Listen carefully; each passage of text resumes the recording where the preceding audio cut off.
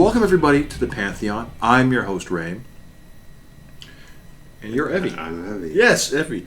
And today we're looking at What If Episode 9. This is the the season finale of Season 1. This is a culmination of all the episodes we've seen up till now. If you are following this series so far, how each episode concludes, like the finale, kicks into the last episode. So like how, for example, when we have T'Challa, what if T'Challa became Star-Lord? Yeah. The last thing we saw, the last image we saw was Peter Quill working at Dairy Queen, and Ego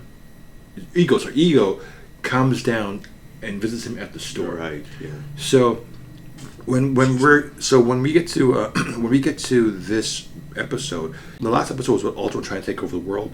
Mm-hmm. Ultron succeeded, and they're trying to stop Ultron. Yeah. So this is a carryover of that, and this one's called "What If the Watcher Broke His Oath?" Mm-hmm. Right? Because now the reason why is because Ultron has the Infinity Stones, and he's trying to conquer or destroy the multiverse. Right. Yeah. So, and because the Watcher protects the multiverse, Mm-hmm. he has to assemble a team. So he grabs characters from every episode that we have. Yeah. And so when we last see the character, it was T'Challa's character. He comes in and saves Peter Quill from Ego, from Dairy Queen, right? And he blows him up with a grenade, plasma grenade. And the Marvel Zombies, you know that Wanda was a zombie, and she was like one of the last living things left, or not last dead things left that was powerful, you know. And if you get to Captain Carter, which is the first episode, she lives basically Steve Rogers' life. So you know how Steve Rogers goes in the ice and wakes up in the 21st century. The mission to was I think Winter Soldier, where he or Steve or her meets Batroc on the ship. So you have that. All 7 episodes are where we get the finales. So it connects with every single one that leads into this one, which is kind of really cool, which is a really, really interesting way. Every episode gets addressed at some point. The one where what if the Avengers didn't assemble? Right. Gets the call back to that comes near the end of this episode, but everything gets addressed. Right, and yeah. this is a brilliant, because I never thought there's no way you could connect all these stories into one narrative, and they did. They make it work. Mm-hmm. So your thoughts? That was really, really good. You know, it's like a finish type thing, right? Because you got these 9 stories, and you put them like all together. Right. I thought that was amazingly done. Right. Yeah. I did. Okay, let me ask you this. The key character is Wanda, and then I think not Wanda. Scarlet Witch. Mm-hmm. Not Scarlet Witch. Black Widow. I keep saying the brain thinks it, but the mouth doesn't say it. So Black Widow is one of the. They make her like the MVP or the dark horse in this, and I like it's very women centric. I think Captain Carter and her are very two strong archetypal characters, and they really prove themselves in this. I mean, I'm not going to give you too much away here, but like, I just think whenever you see Black Widow, where she's going up against Loki in the movie, the MCU movie, how she tricks him into revealing the way she psychologically can profile somebody and gets to somebody and fight anybody. Yeah. Even when she's afraid, like fighting the Hulk, she is one of the most versatile characters in the MCU, and I think the actress or the voice who does it, which is Lake Bell, does a really good job of making sure that this character is really good standout. Overall, I liked it. I liked Thor. Thor's funny. Yeah. He's really he's basically like a bull in a china shop. He's just he's a standout. Loki's still really cool. The voices in here are amazing. They got GSP back to do a small voice in here, which is surprising. He plays Batroc. He's actually when I saw his name on the credits, I was like, GSP, and like they revisit the whole thing from Winter Soldier when they're on the ship and he fights him. So that was really cool how they get the original actors to go into this.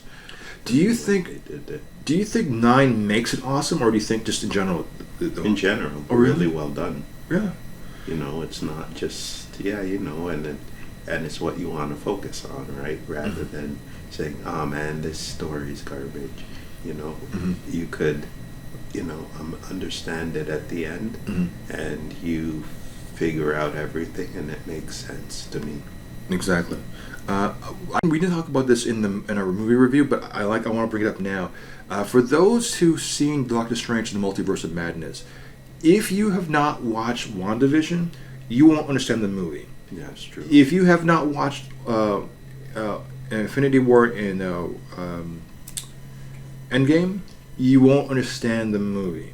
And right. However, if you watch What If, certain characters in the What If series applies to the Multiverse of Madness. You know, you have Captain Carter. She's in this movie. You have Doctor Strange, an evil Doctor Strange. Why he went evil is explained in the series, like why he has that third eye. You know, it's kind. Well, I don't know if they. Well, it's not important, but yeah, why he's the third eye in the movie, the evil Doctor Strange, you see it here, and then the reason why he has those squid arms and he can do all that stuff is in this from here. So if you watch, like, I mean, we had the good fortune to watch all of these things plus the What If series, and then watch the Multiverse of Madness, and then because of watching WandaVision, so thank God, because if you didn't watch WandaVision, the motivations makes zero sense. Of course. All right, but like you kind of get onto it, and this one kind of tells you the characters you're seeing on here. You know, so now if I just gave someone to see Multiverse of Madness, the only exposition that's given to you is when Strange visits Wanda in the field where she's picking flowers. You know, and what they say is the only setup for the movie. Yeah, for sure. That's it. And if you don't get it, then the whole movie makes zero sense until the ending. And then because you don't know why people are the way they are, like, you don't know why the villain is so obsessed, and you can't understand the gravity of why the villain is so obsessed. Right. Yeah. So okay. So that's what I said.